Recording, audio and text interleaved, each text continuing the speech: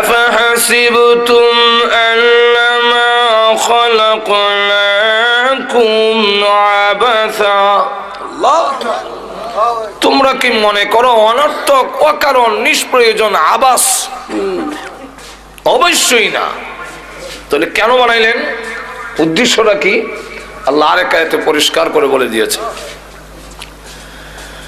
وَمَا خَلَقْتُ الْجِنَّ وَالْإِنسَ إِلَّا لِيَعْبُدُونَ।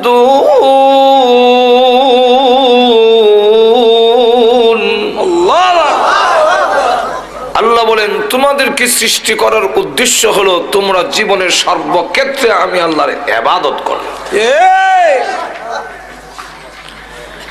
এবং ইবাদত করলে কি করলে না না নিজে। আফাহাসিবতুম আন্নামা খালাকনাকুম আবাসা। তোমরা কি মনে করো অনর্থক অকারণ নিষ্প্রয়োজন আবাস?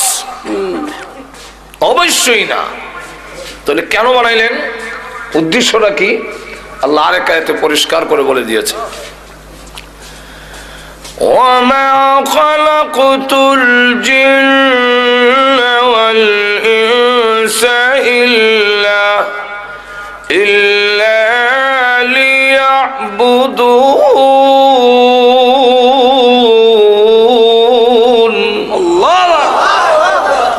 আল্লাহ বলেন তোমাদেরকে সৃষ্টি করার উদ্দেশ্য হলো তোমরা জীবনের সর্বক্ষেত্রে আমি আল্লাহর ইবাদত করো,